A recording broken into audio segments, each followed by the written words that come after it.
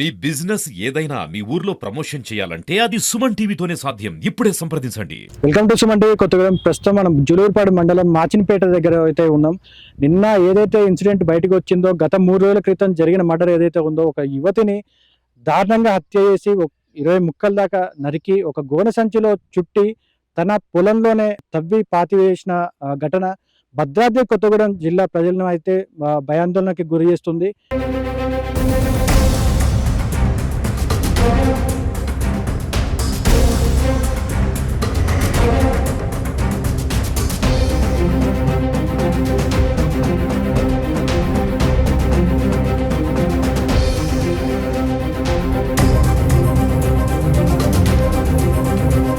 ఈ వార్త విన్న వెంటనే ఈ చుట్టుపక్కల ప్రజలు కానీ, భద్రాద్రి కొత్తగూడెం జిల్లా వాసులు కానీ భయాందోళనకు గురవుతున్నారు.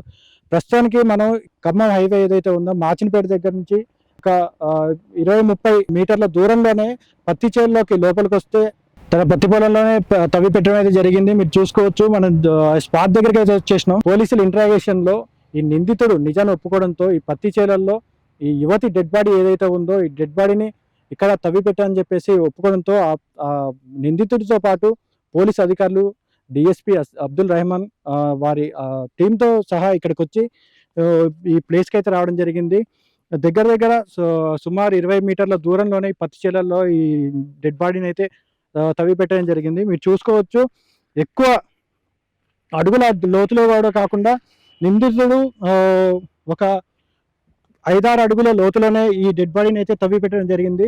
దగ్గర 20 ముక్కల దాకా నరికేసి గోనె సంచిలో చుట్టి అమానుషంగా దారుణంగా ఈ డెడ్ బాడీని అయితే ఇక్కడ పూడ్చిపెట్టడం జరిగింది. ఇక్కడ ఎక్కువసేపు కూడా ఉండలేకపోతున్నాం. నిన్న గవర్నమెంట్ వైద్యులు అట్లనే పోలీస్ అధికారుల సమక్షంలో ఈ డెడ్ బాడీని వెలికితీసి గవర్నమెంట్ హాస్పిటల్కి పంపించడం జరిగింది. పూర్తి పంచనామా తర్వాత గవర్నమెంట్ హాస్పిటల్కి అయితే ఈ డెడ్ బాడీని అయితే పంపించడం జరిగింది.